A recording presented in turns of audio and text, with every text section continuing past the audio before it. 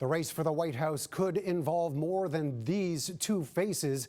CNN's Julia Benbrook joins us from Washington. And Julia, both Joe Biden and Donald Trump are coming up against a third candidate as Robert F. Kennedy Jr. works to get his name on the ballot.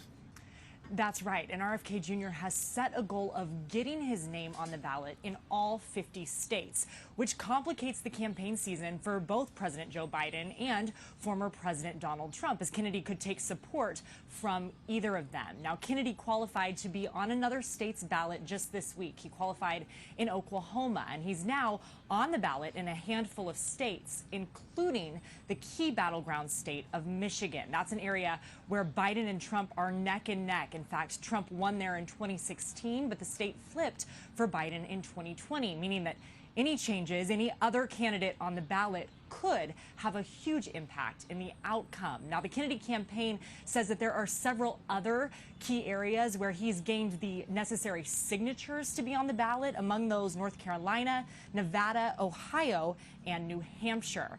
And it's clear that both Biden and Trump have an eye on the Kennedy campaign. The Kennedy family has expressed concerns that his candidacy will take some support away from the Democratic candidate. And some of them have very publicly shown their full support for Biden. And then Trump, it's clear that he's feeling a little bit threatened by a third-party candidate as well. He posted a video on his social media site, Truth Social, about a 4-minute video yesterday where he just criticized Kennedy, talked about how Republicans should not support him, and even went as far as to say that he would rather see Biden win than Kennedy. And Kennedy's push for ballot access isn't the only thing he's making headlines for. A medical abnormality he experienced many years ago seems to be receiving a lot of attention.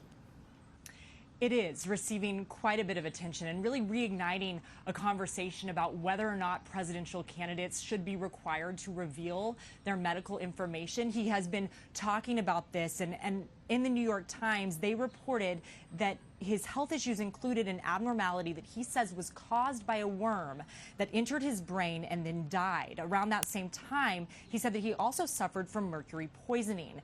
Kennedy says that this happened back in 2010 and led to memory loss and mental fog. Those details revealed in a 2012 deposition, which concerned a divorce from his second wife. Now, he says that he has fully recovered from this. But again, it really reignites that conversation about how much these candidates should be sharing. Kennedy has not revealed his full medical records, neither have Biden or Trump, instead relying on notes from doctors to communicate where their health stands.